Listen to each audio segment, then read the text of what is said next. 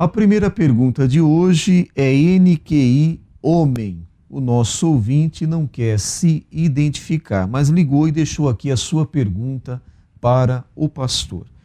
Ele quer que o pastor fale sobre as práticas imorais que pode haver em um casamento.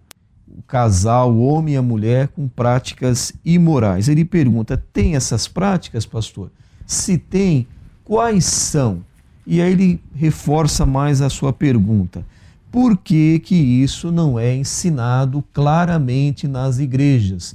Pouco se ouve em pregações sobre isso. E quando é falado de forma muito superficial, que não dá nem para entender.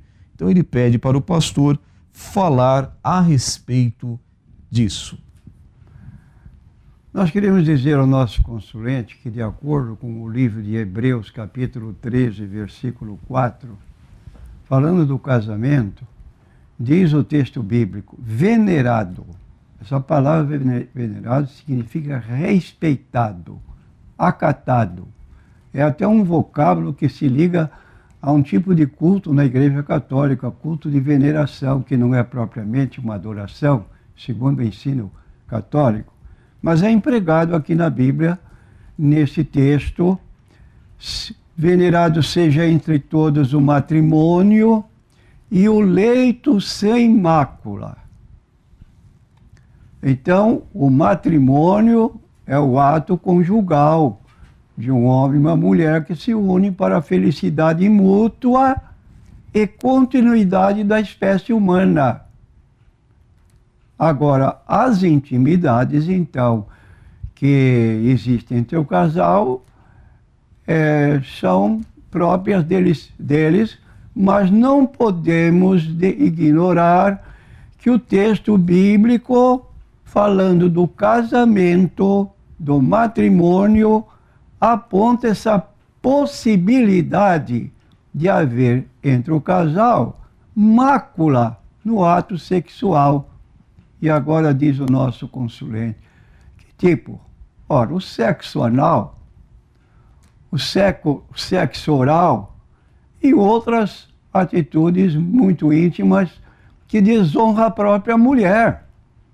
Ela se sente até envergonhada com certas exigências dos seus maridos que não reconhece mais como uma pessoa humana, parece um bicho, quer abusar de atitudes caracteristicamente de animais irracionais. E tem maridos tiranos, nesse particular, que abusam da sua esposa.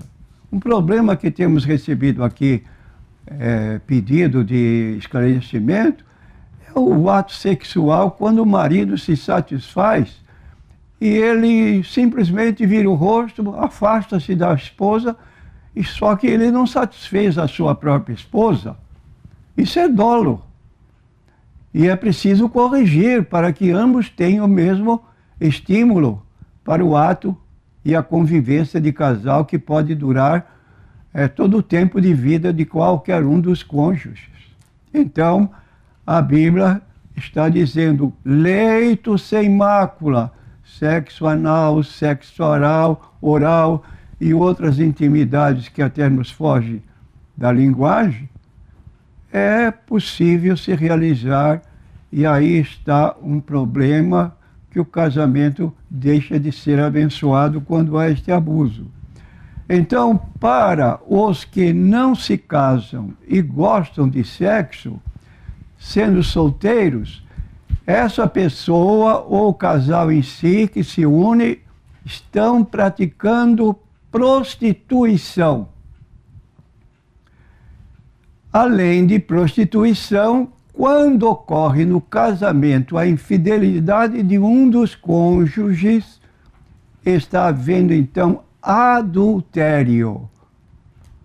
E de modo que essas recomendações são muito severas. A Bíblia diz em 1 Coríntios 3, 16, 17, você não sabe que o seu corpo é o templo do Espírito Santo, proveniente de Deus, e que não sois de vós mesmos, glorificai, pois, a Deus no vosso corpo e no vosso espírito, os quais pertencem a Deus. São estas as instruções da Bíblia Sagrada nesse particular. Agora, se houver acomodação com as coisas seculares do mundo, como diz 1 João 2,15, não ameis o mundo. A palavra mundo não é o cosmo. O mundo terráqueo onde habitamos, essa beleza que Deus criou para nós, é o modo de viver da sociedade. É o mundo. Não ameis o mundo, nem aquilo que no mundo há.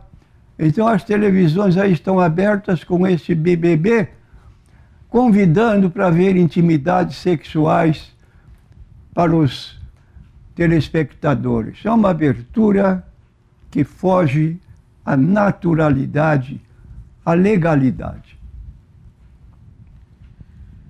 A próxima pergunta é do ouvinte Teixeira. Ele pede para o pastor falar sobre a palavra Páscoa. O que significa essa expressão Páscoa, pastor? Nós queremos dizer que quando o povo de Israel saiu da terra do Egito em libertação, que Deus os livrou do cativeiro egípcio, com 430 anos de cativos, eles comemoraram a Páscoa. O que significava esta festa?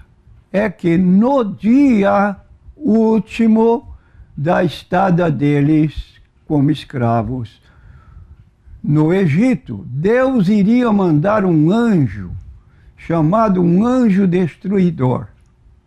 E ele passaria meia-noite pelas casas. E Deus recomendou ao povo de Israel que a parede da porta da sua casa fosse tingida com sangue. Porque à meia-noite, quando o anjo passasse, a casa onde não estivesse a marca do sangue do cordeiro, aquela família ia perder seu filho mais velho, que é o primogênito. E isso se deu então, e o povo de Israel, avisado por Deus, obedeceu à ordem divina e foram todos poupados. Mas aconteceu o contrário com os egípcios, que não sabiam e não seguiam as opiniões dos israelitas. Nenhuma das casas dos egípcios tinha qualquer sinal. E o anjo entrava, matava o filho mais velho, inclusive do próprio rei. De modo que à meia-noite levantou-se um clamor em toda a terra do Egito, e o povo exigia do rei que retirasse Israel o mais rápido possível, porque admitiam que todos eles iam perecer. E foi o que o rei então consentiu na saída da terra do Egito. Então a palavra Páscoa significa passagem por cima. O anjo passaria por cima da casa, olharia a sangue no umbral da porta. Passa por cima sem fazer qualquer mal. Não tendo o sinal, o filho mais velho era morto. Então, numa palavra só, Páscoa é passagem. A próxima pergunta é da ouvinte Vanusa, da cidade de Bertioga. A Vanusa pede para o pastor falar um pouco sobre Jezabel, a sua descendência, de onde veio esta mulher, pastor? De acordo com 1 Reis, capítulo 18, nós lendo aqui a partir do versículo 30, vamos começar no versículo 29, que fala do esposo dela, Acabe, filho de Onri, começou a reinar sobre Israel no ano 38º de Asa, rei de Judá. Reinou Acabe, filho de Onri, sobre Israel em Samaria 22 anos. E fez Acabe, filho de Onri, o que era mal aos olhos do Senhor. mais do que todos os que foram antes dele. Sucedeu que, como se fora pouco andar nos pecados de Jeroboão, filho de Nebate, ainda tomou por mulher Jezabel, filha de Etebaal, rei dos Sidônios, e foi e serviu a Baal e o adorou. Então aqui está mostrando que esta mulher Jezabel era filha de Etebaal, rei dos Sidônios, pagãos, adoradores de Baal, e o marido Acabe, que era rei de Israel, tinha Deus Todo-Poderoso como seu Deus, abandonou a adoração de Deus para adorar juntamente com a esposa o mesmo Deus pagão Baal. E nós conhecemos a experiência de Elias, que foi usado por Deus, quando viu o povo de Israel entre dois pensamentos, cocheando, servindo a Baal e servindo a Deus, ele fez uma pergunta: até quando vocês vão servir a dois deuses? Se Baal é Deus verdadeiro, serviu. E se Jeová é o Deus verdadeiro, serviu. E aí propôs o que nós sabemos, um desafio. Os adoradores de Baal, em número de 400, mas com seguidores de Azera, mais ou menos 850 pessoas, se puseram a clamar ao seu Deus Baal para que respondesse com fogo e devorasse o holocausto que estava preparado, tanto por parte do povo pagão de Baal, como Elias pediu que se fizesse outro altar e pusesse o animal em cima para ser devorado, ou ser devorado pelo fogo que iria cair do céu. E a resposta veio quando Davi orou, porque o Baal não respondeu. Foi até zombado por Davi. Quem sabe se ele está, por exemplo, com dor de barriga e precisa de tempo para sair de lá. Ou se ele viajou e não pode atender a voz de vocês. Clame, clame, clame. Só que o povo clamou e não houve resposta. Já Elias fez pequenas palavras. Ó Senhor, mostra que tu és o Deus verdadeiro. Desceu fogo do céu e lambeu todo aquele holocausto que estava preparado. E o povo todo caiu de joelhos. Só o Senhor é Deus, só o Senhor é Deus. Então aqui está a história que tem no meio dela esta mulher Jezabel, que quando veio da sua terra para morar em Israel, ela trouxe 800 profetas que comiam à sua mesa, 400 de Baal e outros tantos de Azera. O palácio real estava com aquela multidão de adoradores de Baal, porque Jezabel era uma figura de uma mulher profundamente má e idólatra, como ficou de sinônimo, que aparece até no livro do Apocalipse. Tenho alguém dentro desta igreja que serve a orientação de Jezabel. Era exatamente o que ela promovia de adoração e práticas imorais, porque havia no meio dos cultos pagãos as prostitutas sagradas. Seguindo agora o nosso roteiro, nós vamos para uma pergunta da ouvinte Silvia, que chegou por e-mail para o pastor. Pastor, gostaria de saber se haverá sacrifícios de animais no templo do milênio. Nossa resposta é positiva, sim. A Bíblia ensina em Ezequiel 40, capítulos 40 a 48, que haverá um quarto templo. Esse último templo será o centro da adoração a Jesus Cristo durante o milênio. Filho do homem, este é o lugar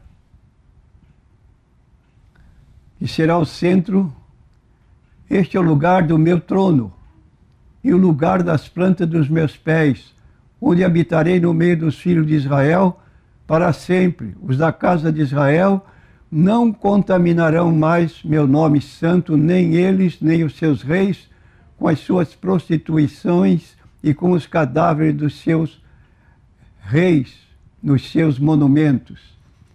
E em Ezequiel, capítulo 43, versículo 7, tu, pois, ó filho do homem, mostra à casa de Israel este templo, para que ela se envergonhe das suas iniquidades e meça o modelo. Então, o Antigo Testamento também se refere aos sacrifícios que acontecerão no templo do milênio. Esses sacrifícios terão uma outra conotação, pois pelo pecado da vida humana, Jesus já fez todo o sacrifício, como está no capítulo 10 do livro de Hebreus.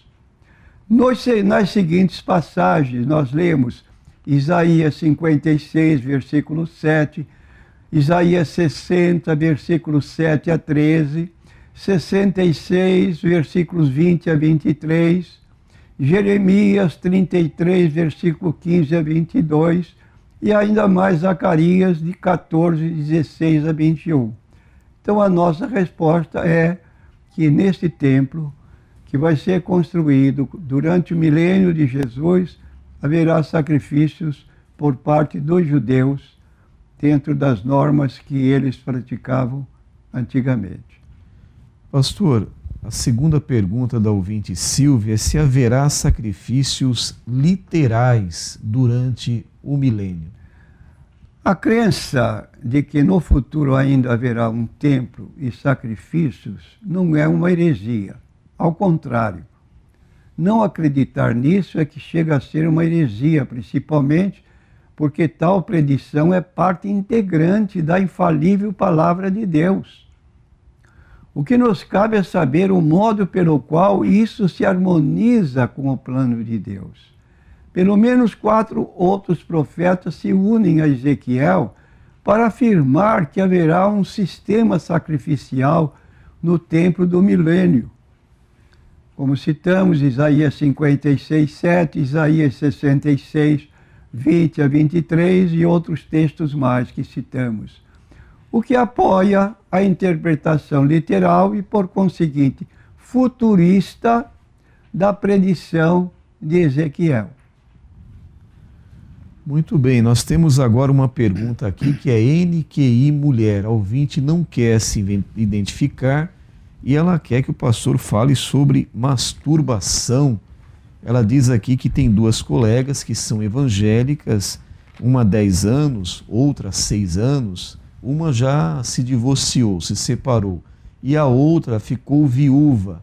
Ambas agora estão sozinhas, mas têm o desejo ainda de se relacionarem de novo com outros homens, no sentido de terem um relacionamento firme, seguro.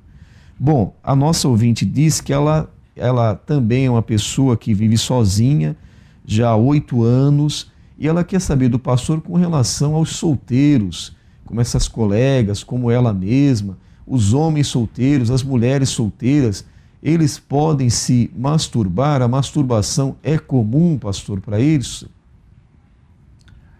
Sinceramente, o relato das ocorrências que agora acabei de ler, quer dizer, ler, mas primeiro ter que estudar o assunto, me envergonham. E por quê? Porque os fatos relatados indicam que nenhuma pessoa envolvida tem conhecimento da Bíblia. E se tivessem lido, por exemplo, a Bíblia em 1 Coríntios, capítulo 7, versículos 1 a 5, essas 2 mulheres que abandonaram o casamento, não teriam feito tal situação e não haveríamos de estar agora sozinhas, procurando outros maridos. E diz então o texto bíblico: ora, quanto às coisas que me escrevestes, bom seria que o homem não tocasse mulher. Mas por causa da prostituição, cada um tem a sua própria mulher e cada uma tem o seu próprio marido. O marido pague à mulher a devida benevolência e da mesma sorte a mulher ao marido. A mulher não tem poder sobre o seu próprio corpo, mas tem no marido. E também, da mesma maneira, o marido não tem poder sobre o seu próprio corpo, mas tem numa mulher. Então é o que eu disse, no ato sexual de um casamento, o marido com poder sobre o seu próprio corpo tem sexo com a sua esposa, depois satisfeito, se envolve, desaparece na cama e ela fica chupando o dedo, quer dizer, não teve tempo para nada e diz aqui o texto bíblico, cada qual tem o poder sobre o corpo do outro, marido sobre a mulher sobre o corpo do marido. Não vos priveis um ao outro, senão por consentimento mútuo por algum tempo. Quer ficar do ato sexual, o marido ou a mulher que sejam cristãos, manter um tipo de jejum para servir melhor a Deus? Correto. Porém, não é opinião só da mulher. Resolvi, fiz um voto. Está errado. Marido tem que dar consentimento. Da mesma forma, se o marido for um cristão que prefira fazer jejuns, muito bem, é um direito. Porém, converse com a sua mulher. Veja o consentimento dela. Então, consentimento mútuo por algum tempo para vos aplicardes ao jejum e à oração e depois ajuntai-vos outra vez para que Satanás não vos tente pela vossa incontinência. É aí que surge o problema, então. Está aí o padrão de vida para um casal que se une para servir a Deus durante os dias da sua vida, como antigamente se dizia, até que a morte nos separe. Diz mais a Bíblia que em Malaquias, capítulo 2, versículo 10 a 16, que não temos nós todos o mesmo Pai, não nos criou o mesmo Deus, porque agimos aleivosamente cada um contra seu irmão, profanando a aliança de nossos pais. E dizeis, por quê? Porque o Senhor foi testemunha entre ti e a mulher da tua mocidade, com a qual tu foste desleal, sendo ela a tua companheira e a mulher da tua aliança, e não fez somente ainda que lhe sobrava o espírito, e porque somente ele buscava uma descendência para Deus. Portanto, guardai-vos em vosso espírito, e ninguém seja infiel para com a mulher da sua mocidade, porque o Senhor, o Deus de Israel, diz que odeia o divórcio, e aquele que encobre a violência com a sua roupa, diz o Senhor dos Exércitos. Portanto, guardai-vos em vosso espírito e não sejais desleais. Eis aí o padrão bíblico do casamento. Agora, quanto à prática da masturbação, o pecado desse ato pode estar condicionado à cobiça que facilitaria mentalmente os participantes desse ato de masturbar-se. E aí está então o erro nas consequências maiores que advirão pelo ato da masturbação. Na criança, a manipulação do órgão genital é uma questão de autodescoberta. Mais tarde pode tornar-se fantasia erótica, e neste caso é uma violação de Mateus 5:28. Qualquer que olhar para uma mulher para desejá-la, já cometeu adultério com ela no seu coração.